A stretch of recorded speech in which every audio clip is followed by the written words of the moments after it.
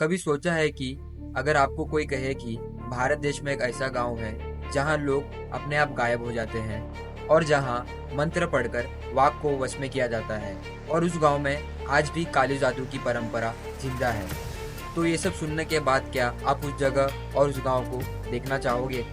जी हाँ, आज हम बात करने वाले हैं ऐसे गांव के बारे में जिसे कहते हैं मयांग।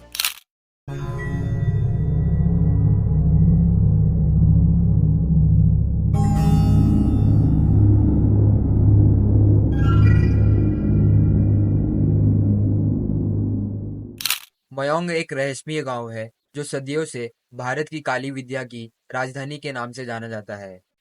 आखिरकार ये रहस्यमय गांव कहाँ पर है? आइए जानेंगे। ये गांव असम के मीरेगांव जिले में है और ये गांव ब्रह्मपुत्र नदी के किनारे में बसा हुआ है। गुवाहाटी से करीब 40 किलोमीटर दूर ये छोटा सा गांव शहर के बाहर एकदम शांत और साधारण दिखता है और ये शहर से बिल्कुल अलग और एकदम कोने में बसा हुआ है। लेकिन जैसे जैसे आप इस गांव के नजदीक पहुंचोगे वैसे वैसे आपको पता चलेगा कि ये गांव साधारण नहीं है। इस गांव में कुछ ना कुछ अजीब चीज है और आपको ये भी पता चलेगा कि इस गांव की हवा में कुछ तो रहस्यमय बात छुपी हुई है। आइए अब हम जानेंगे कि इस गांव का नाम मयाओंग कैसे पड़ा। मयाओंग शब्द की उत्पत्ति को लेकर बहुत सारी मान्यता है। वहाँ के कुछ लोगों का कहना है कि मयाओंग नाम माया शब्द से आया है। माया का मतलब भ्रम या जादू। लेकिन कुछ इतिहासकारों का मानना है कि ये शब्द डिमासा जनजातियों द्वारा आया है। मियांग मियांग का दूसरा अर्थ हाथी भी होता है। और तीसरा मत ये कहता है कि ये शब्द मणिपुर के मयोरोंग जनजातियों द्वारा बनाया गया है। मयोरोंग जनजाति ये मणिपुर में आके बस गए थे, तब से उस जगह का नाम मयोंग पड़ गया है, ऐसा कहा जाता है। मतलब सिर्फ नाम ही नहीं, इसकी जड़ें कई परंपराओं से छुपी हुई है। अब हम जानेंगे मयोंग और महाभारत का रहस्यमय रिश्ता।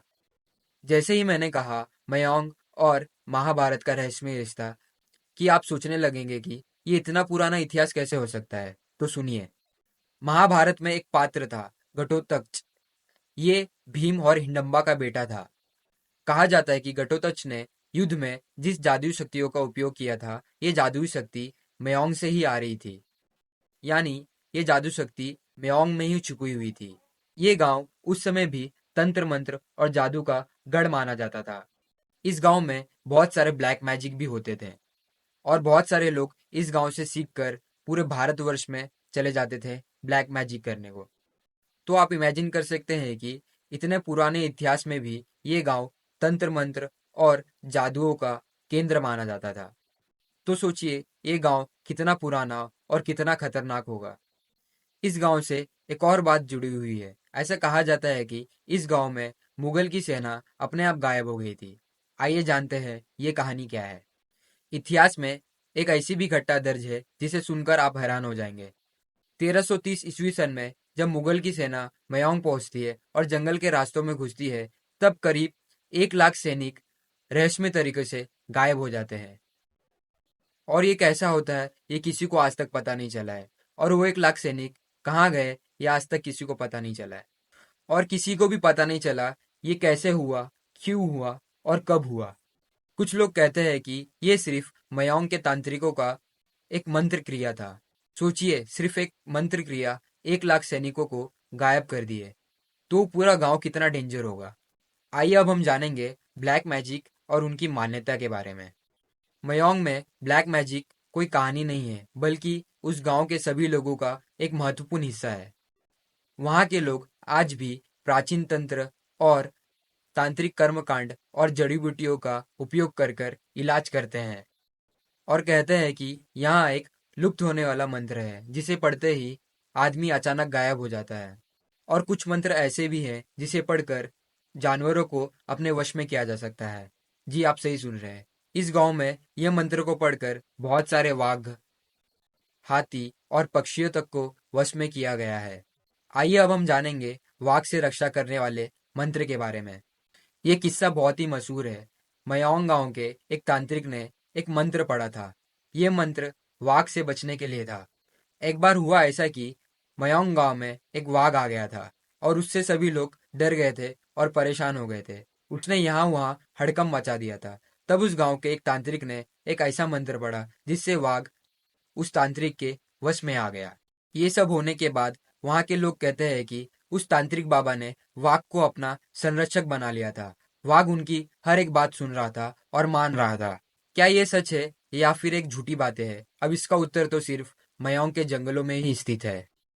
अब हम जानेंगे पांडुलिपियों और दस्तावेज के बारे में। यहाँ की सबसे अनोखी चीज प्राचीन तांत्रिक पांडुलिपि दस्तावेज।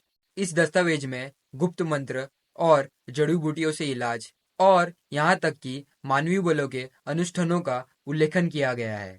कुछ साल पहले खुदाई में तलवारें, लोहे के पिंजरे और बहुत सारी ऐसी चीजें मिले जिसका उपयोग तांत्रिक बलिदान में किया जाता है। इस दस्तावेज को आज मयोंग सेंट्रल म्यूजियम में संभाल कर रखा गया है।